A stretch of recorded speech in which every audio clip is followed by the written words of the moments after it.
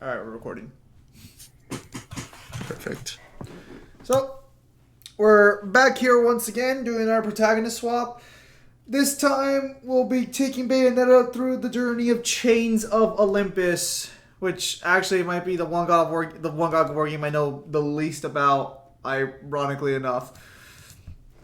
But so Bayonetta, she very with something we would call difficulty survived the events of Ascension. The Truly, greatest of ease. Now our feminine fatale. Is that what it is? Is that the term? I think it's femme fatale, but whatever, it's fine. The femme fatale is to journey through the next game that will be fraught with danger and peril, the likes of which she has already seen before.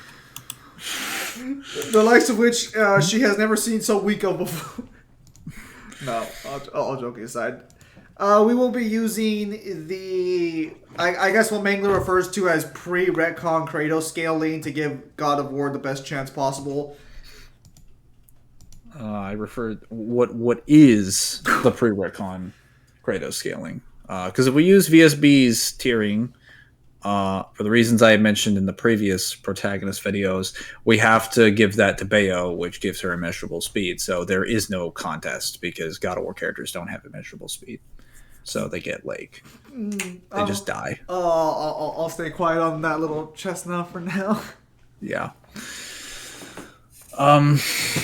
So using I guess the IGN levels and the glorious God of War Chains of Olympus guidebook, we will be following Bea through as I guess the story, the scenario writers to see what it is she has to deal with. So in this scenario, this is a little different than the Ascension one where we can just kind of drop her in.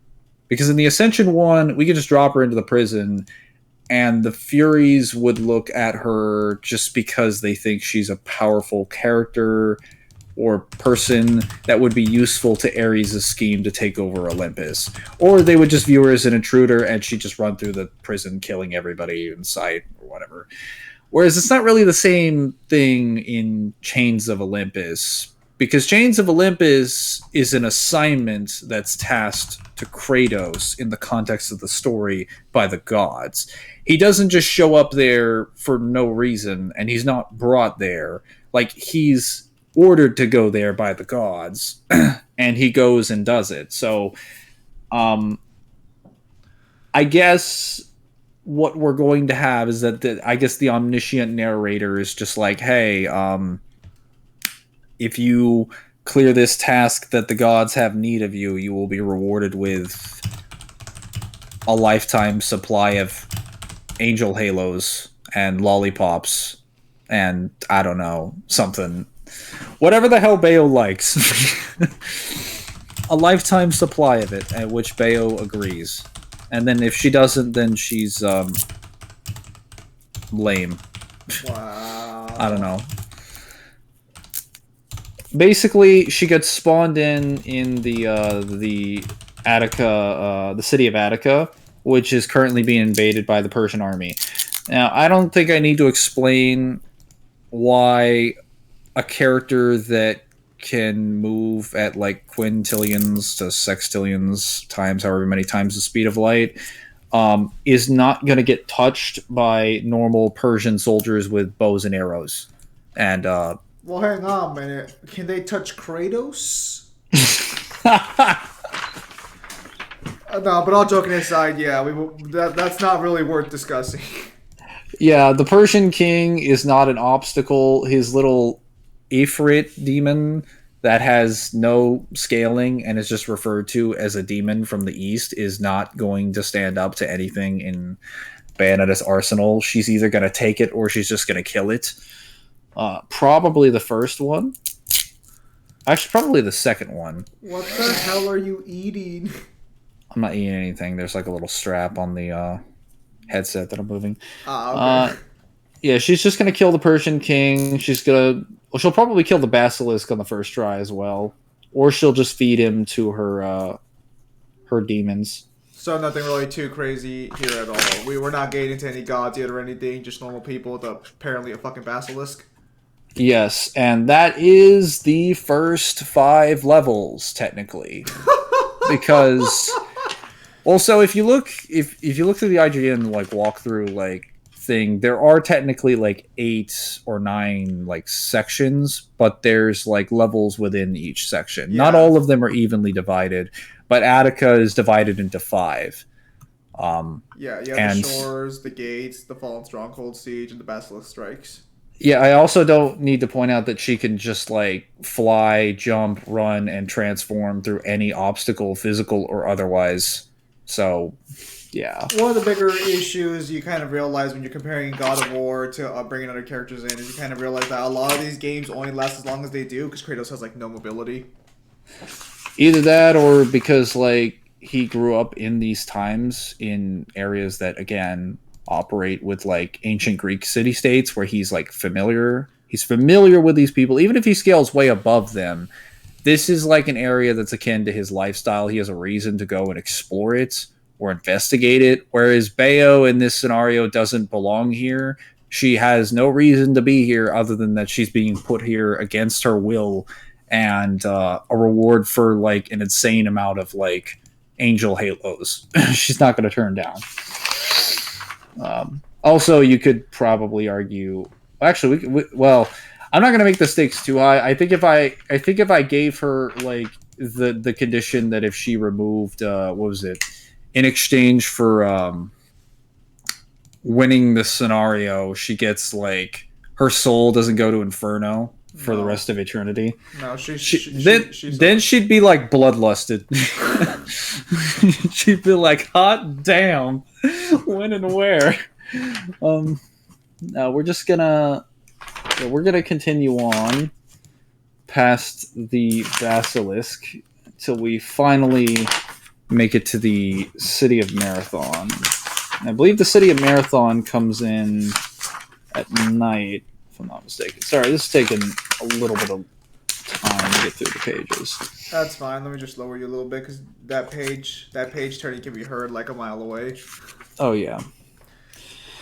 Basically, the sun falls from the sky and the world gets covered into darkness. So Morpheus's fog essentially covers the land, which can put you to sleep or like potentially like kill you. But you don't actually have to traverse into the fog, and it can just be kept back with fire.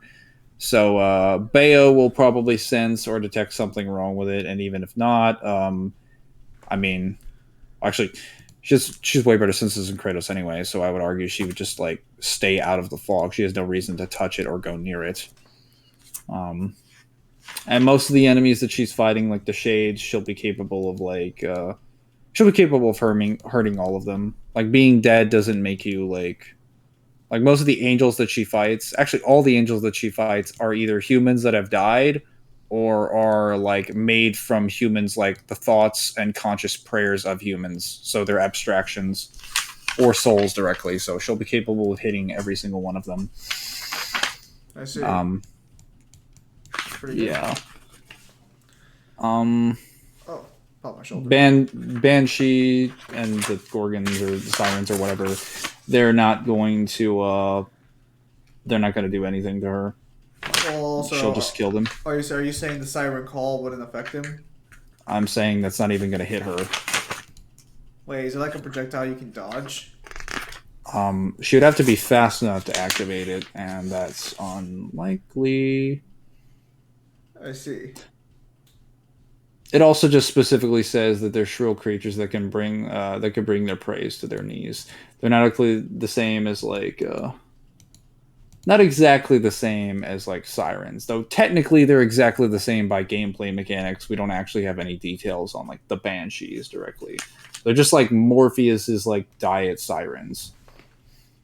I see. And if you looked at them, you'd just be like, oh, that's just a Siren. It's like, yeah, but for some reason it has a different description. Go figure. Well, it belongs to someone else. Morpheus's beasts aren't doing anything. And then we get to the Temple of Helios, which Trying to remember. Yeah, so she'll just see she'll just see like the fire steeds come from above and be like, "Oh, that's I guess where I need to go for some reason." For Either some that or reason. the gods will like order her, uh, which they'll be really confused why the fuck she's in this universe, but she'll be like, "Oh, okay. Can you please turn on that mortal? Can you please turn on that temple and find your way to the fire steeds so that you can rescue our brother, the great god Helios?" And Bana, knowing not what the fuck is going on, is going to accept it because it just seems like a fun little challenge. They'll offer her wine or something. Now, she's probably going to whine about it, but, like, Yeah, that tends to be what still be they. funny. That tends to be what these characters do whenever they're asked to do a side quest. Yes. Most of the guards are literally just guards that use, like, fire manipulation. They're not going to be anything, like, super specific. So she'll probably be able to deal with them pretty easily. None of the gods are going to stand in her way because, again, all of them want to help her. So hang on a minute. How many missions have we got through already? We have gone through the first 6, Okay. and we're currently proceeding to the Temple of Helios. All right. Um, Because I was gonna Technically, say. she is going to have to do the puzzles with like the sun shield, but those are items that are in the game. She'll be able to figure out where they are. Well, does she need to do And the puzzles, or can she just like avoid them with like mobility and shit? I mean, she can avoid some of them, but some of them are required to get closer into the temple. And I do believe that the issue is that you do need the fire to like essentially you do need the fire to get the fire steeds. Can she just fly? Well, the fire steeds are letting her know where the underworld is. That's the only reason. Like, she doesn't know where the underworld is located. Are we sure? Are we sure she doesn't just go down a few fucking like Okay, blocks? look, she's going to a specific location in the underworld. Okay, Okay. it's Okay. it's a big place. I'm pretty sure Pre-retcon she. actually infinite. I'm pretty sure she has magic that lets her find things. Hang on a sec. All right. So, while Mingler's off, I'm assuming checking on this dog, presumably. Yeah. So unfortunately, a lot of God of War. So there are certain characters who potentially scale to the higher end scale in the God of War. You might notice that we've already cleared 6 missions without too much of a discussion. Partially for that is because a lot of God of War's enemies just they aren't as dangerous as some of DMC's more absurd minor enemies. From what I've seen in the research and from what I've seen as well, like that's not to say they aren't like a threat to like someone like Kratos, but they don't have quite the same amount of like abilities the DMC minor demons do. So we don't have to focus too much on each individual potential scuffle.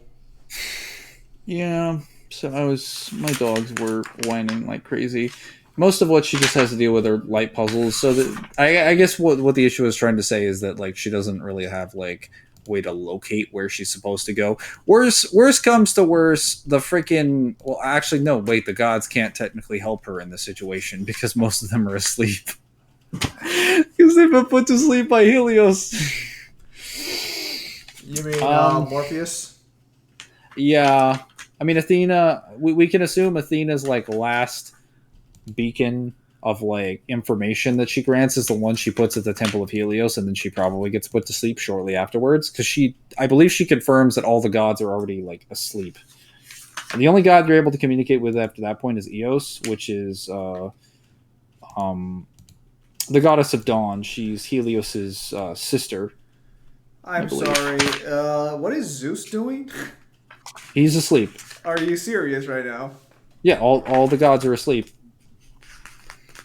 I don't think that what? sounds right.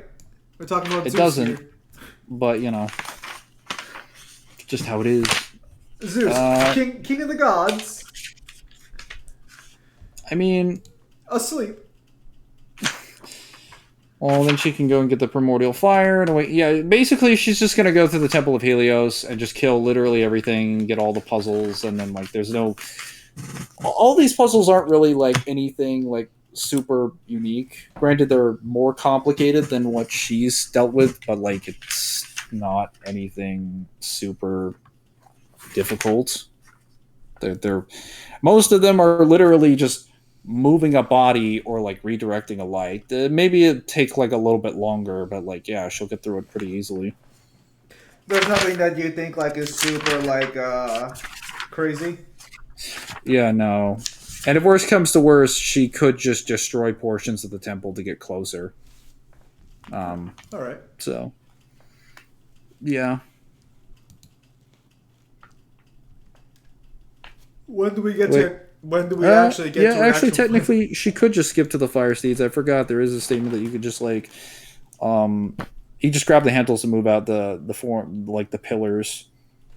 Oh wait, yeah, no, the pillars need to have light energy redirected, so she'll have to go through the puzzles. Either way, it doesn't really matter. She gets the puzzles, and then she gets to the past the throne room, gets to the fire steeds, and they take her all the way to Hades. Yes. And Hades, you basically just run into like hoplites, gorgons, death knights, cursed harpies. I would say gorgons are potentially the only thing that could be a problem for her, but like if you've read what I've talked about and if you read God of War 1's novel or 2's novel, or you've listened to the videos we talked about, it's confirmed that the gorgons do not turn you to stone, they encase you in stone. And it also has to be like, I mean, I think it's fair to say that if Bayonetta looks at them, she's probably gonna get encased in stone, but it's not anything like insane. Like you can just break out of it with superhuman strength. Yeah, because that's how Kratos Plus, does it, right? well, yeah. Plus, like, I mean, all of Bayonetta's weapons kind of outzone every single character in the Greek pantheon. Like she has guns. Like she can just zone you safely from a distance. She can also manipulate the size of her bullets. She's got Kafka, which has tracking projectiles. So she could literally just look away and blind fire the Kafka, and it would just track the Gorgon. So even if she somehow got encased in stone, which are giving the Gorgon the benefit of the doubt in there, that she wouldn't just get speed blitzed. The sheer velocity of Bayonetta going through the air would just like tear her body in half. But wow. yeah, Bayonetta would break out of that. That wouldn't be like a problem. Like the main reason it kills people specifically is because like it has to cross over their like entire body.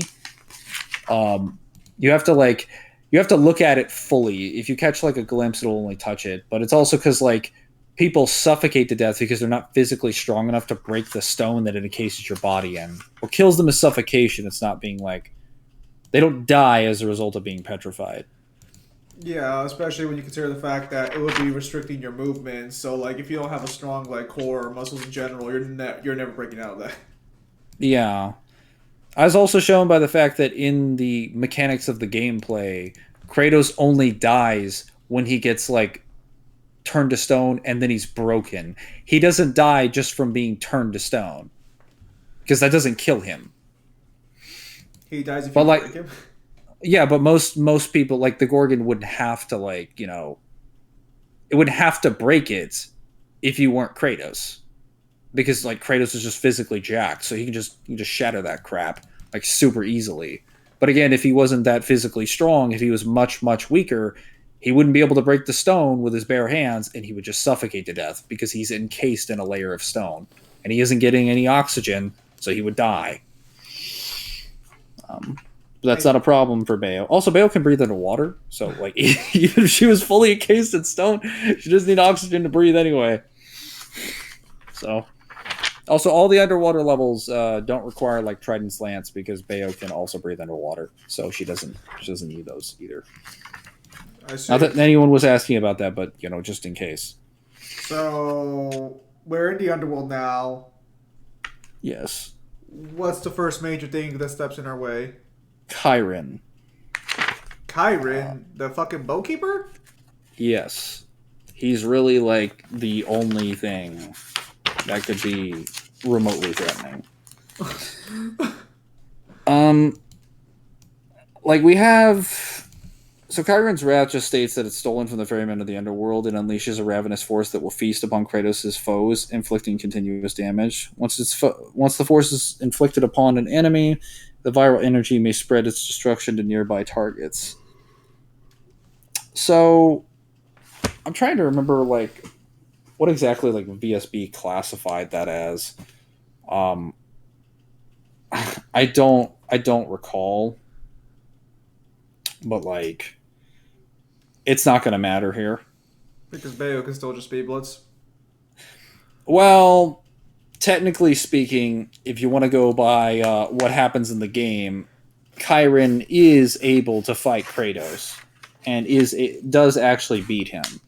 So, Really? technically speaking, if we're going by the scaling of like Hermes or at least Helios, which Helios is the one that gets this is how the weird backscale works. It's Helios gets the infinite speed feats because his eyes can light up the entirety of the underworld, which is stated multiple times to be infinite. Consistent pre-retcon. Atlas can like kidnap him or at least can grab him physically, probably dodge his light and whatnot. Thus would be infinite. Kratos is capable of going after Atlas and physically reacting to him and chaining his hands to the world. And Kyrian is capable of fighting that Kratos. Or at least a slightly weaker version of that Kratos. So, ergo, Kyrian would have infinite speed. What were you saying? So she doesn't speed Blitz for once. I mean, he doesn't power stop her, so even if he hit her, she would just activate Witch Time and then use the flow of time to buff herself. I would argue being able to see and use the flow of time, a monument of like power far greater than just having like. Well, see, this is where it gets weird to define it. Like, I would argue being able to use the flow of time to amp your raw speed is already breaking the speed formula by definition. So she should be able to hit him. I mean, wank. Hey, worst case scenario. Well, so worst case scenario, she technically just gets like kicked off the boat and then goes to Tartarus and then comes back. Because that's actually what happens in the game, is that Kratos gets knocked off the... he gets hit by a fireball. It says it just kills him instantly, but it's... Obviously, it doesn't kill Kratos, per se. He just gets, like, wiped out. He just gets knocked out. And then he gets thrown to Tartarus. And it's like, okay. So basically,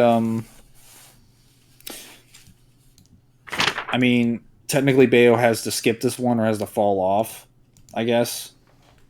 Because she has to come back and beat Kyrian later. So, I don't know how you want to take that because it's technically canon that you're supposed to lose it. But she hasn't lost the scenario per se because she's still proceeding through. It's weird. The game wants you to lose, but like you need to proceed in order to lose. So basically, it's kind of like Mission 7 of DMC, except like, you know, you have not a plot given reason to survive. So basically, like, she should theoretically survive if she loses because you're supposed to lose here. Yeah. All right. She'll just get tossed into Tartarus. And she'll just... Yeah, she just goes to Tartarus, kills a bunch of enemies. Nothing too crazy here. Actually, I don't... Yeah, no, they're just mainly just hoplites. Just, like, basic, like, underworld fodder. Some armored colossuses, occasional gorgon. Again, like, nothing super significant. She would get access to the Gauntlet of Zeus, which would allow her, like, at least according to the game, the ability and the power necessary to, essentially, it allows you to break unbreakable walls, hammer people into paste. But if you want to go by, like, the, I believe there's a direct description for it here. Hang on. Well, actually, there isn't one. That's weird. Are you okay? But it's essentially the weapon that's used to like it's the weapon that's used to pin the titans to the wall and like fuses them into the wall.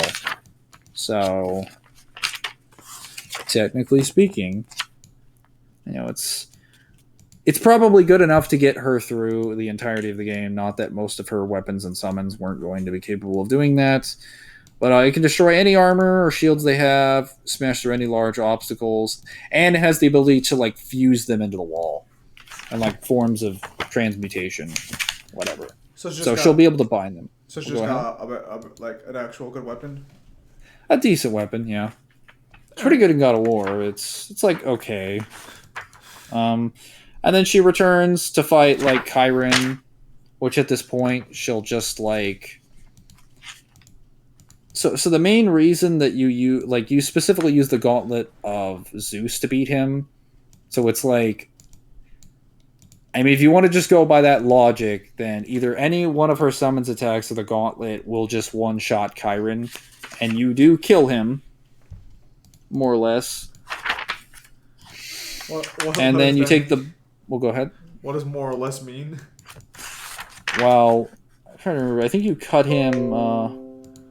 Yeah, no, you cut him in half. You sever his torso, and then his torso flies at you, and then you just like. I don't remember whether or not you like beat it to death. I'm trying to remember this for the guidebook because it's been a while since I played Chains of Olympus. I didn't play it since like last summer when I sped run through. I don't know it as well as God of War 1. But the general point is that like all he does is just like fly around and attack you. So generally speaking, I think she's gonna be just fine. He doesn't have the power to kill her. His flames aren't good enough. I think I think she's just gonna kind of like sweep him. And apparently she can get Kyrian's flames, but like that's not really relevant here. Let's see. And then you get to the Temple of Persephone, where you just basically go through a gauntlet of enemies. Again, most of which are just armored versions of them. You don't sound too pleased. Yeah, Gorgon Queen, which is just a queen that just like your higher ranking Gorgon. She runs into Persephone. Now this is where it's gonna get a little weird. I don't know what Persephone is gonna say to her exactly because she was expecting a pale-faced bald man to be here, and instead there is a woman in the most interesting looking outfit that she has seen in the better part of a few years. Is there something? I'm sorry. Is there something wrong with Persephone's outfit? I'm just saying, like, I don't know what like thought's gonna come to mind. She'll be like, so maybe she'll just be like, you're the mortal champion, sired by the gods or something. Okay. So like here's the problem is that like technically speaking, the only reason she goes into Elysium, well, I guess this isn't a problem because Bayo could just, well, okay, so it's sort of a problem that basically if you want to proceed into Elysium, you have to be like cured of like sin, essentially. That you have to Kratos had to relieve the sins of his past to allow himself to go through the divine gates by casting his weapons at the Forsaken Tree. Yeah, he does that like every single fucking game. Yeah, so it kind of depends on whether or not you think Bayo has committed enough sins to qualify for this when she spent like 20 years of her life like just imprisoned in like the Umbran Witch. Basically the Umbran Witch's like secret headquarters. She fought John multiple times, then got sealed away during the events of the witch hunts, woke up and was awake for like 20 years just hunting angels. Well, in fairness, she is killing angels, so maybe we can just count that as sin. but the reason she's doing it is to like live though. It's also so it's kind of Eh, it depends on if like sin is this is where sin is defined by like it's not really going to matter either way because she's just going to get her weapons back by killing everybody but I guess wow. sin is defined by like wrongdoing, but like Bayonetta doesn't define the Bayonetta verse doesn't define her killing angels as like wrongdoing, at least not during the modern day. Like if she had been killing them back then, I guess, but like either okay, so either she passes through the divine gates or she gives up her weapons, goes in there and then realizes, oh, I need to leave, and then starts killing, Everyone. just killing like innocent people and actually destroying their Wait, I'm soul sorry. Is that bodies. how Kratos gets out? He kills innocent people just around Elysium? Yeah, he does. So you have to break the bones in their soul bodies. What Um, the fuck? Yeah, so he basically says that he would have become free from his daughter. Kratos began to realize what he had gained in humanity had lost in power. He would have to become the monster he once was in order to defeat Persephone, approach one of the pure souls nearby, and press circle to grab hold and break its neck, secreting the power into Wait, Kratos' veins as his form of wait. violent self-reserves. Repeat this until Kratos regains his blades of chaos. Are you fucking telling me that, like, he's like, I can only win if I'm a dick, so let me just kill everyone around me? Let me break all the bones in every single one of these souls' necks. I mean, soul bodies. Sorry. That is fucked. Yeah. Also, Bayonetta should be capable of doing this because, well, actually, you don't really have to have like non-physical interaction or soul manipulation to affect the souls because if you have physical bones in your body that can be broken, uh, you are not a completely unholy spiritual being. Oh, that would just fit in line with the Greek mythos, because like if you're in the underworld as a Greek hero, you can interact with the souls of the dead there. Yeah, no, that's that's fine. I'm just saying, like, I always found that weird that like I mean, it's not really relevant here because Bayo already has multiple forms of like NPI and soul manipulation, so she should be capable of hitting them regardless, even if you argued that. But yeah, after this, she kills them, kills a bunch of hoplites, and then goes on to fight Persephone. So I guess she's just same situation here, where she's just gonna be flying like or fight. Well, so in this situation, Kratos grabs like the blade of chaos to go after her, but like Bayo can just like fly, so she'll just probably shoot Persephone most likely, or use like witch time because she only has to hit her with like one wicked weave or like one of her attacks or Uh, any one of her abilities, and Persephone dies. yeah, so she's just dead in one hit, and then Bayonetta has to go deal with the other two. Well, she's not supposed to kill Atlas here because her goal is to, I guess, perform. She's put in Kratos' position, so her goal is to like save the Greek pantheon. So we basically came to the agreement on off off like recording was that one of the ways in which she could restrain Atlas is that she could summon the Hecatoncria, Yes. which I know the irony of that, but she actually has a demonic summon called the Hecatoncria, which is the six-armed giant, and she could just summon him through a portal and have him grab Atlas's arms and Wait, physically pull him into does the does position. does hers not have 1,000 arms? I'm pretty sure Hecatoncles are supposed to have 1,000 arms. It has six arms. That's all you need. That's lame. That's 994 times not as good. Yeah, like a lot of people seem to think like Kratos like pinned him to the thing, and it's like, well, true, but not exactly. He got his fingers in the right like foothold. All he really needed to do was put Atlas's hands into the position where he had to carry it, and after that point, um, like he was just basically doomed. Because during the fight, he's basically trying to break the pillar. So all you have to do is essentially like push his hands up above the pillar that he's like standing on, and he'll hold it. And then after that point, he's caught underneath it, and he can't he has to hold the world up forever. I see.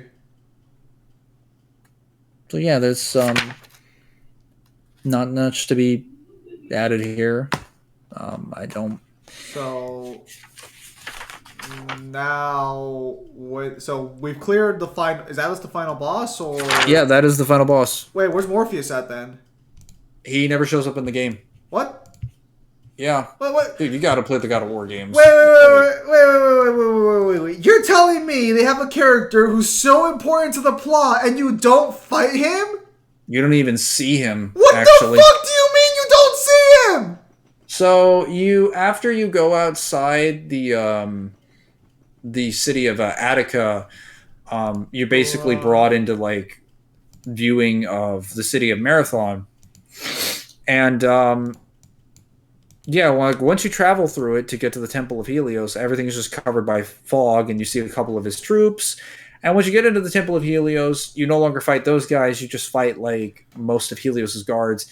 You never see Morpheus. Assuming it's because he's chilling in his own space, but you never once view him.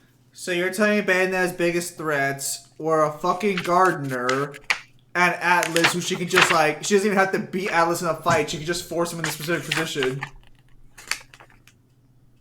I mean, granted, technically she scales above them, but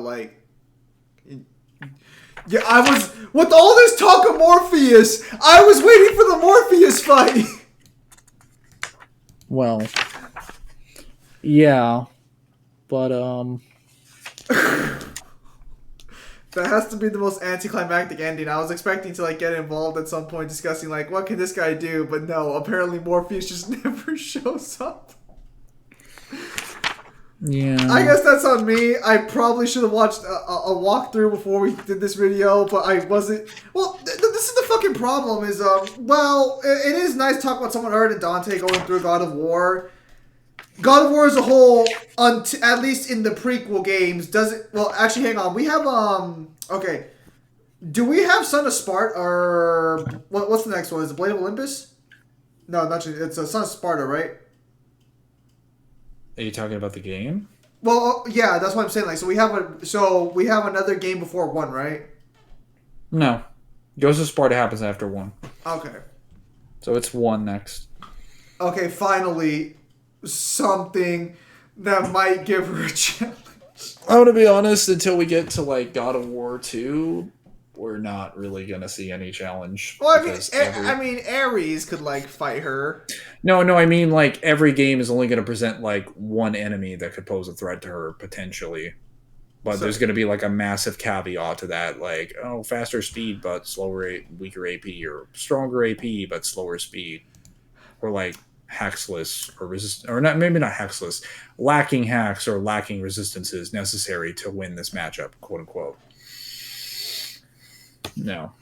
I see. Well, I suppose that's all she wrote. Mm-hmm. That's so fucking lame. You don't fight Morpheus. I think this is the end of the video. It is. So, with that said, ladies and gentlemen, thank you guys for your time as always. Have a nice day. I'll see you guys on the next streamer video, and mainly will be here joining us again for the next Protagonist swap, which will be Kratos going through DMC2. So, take care, everybody.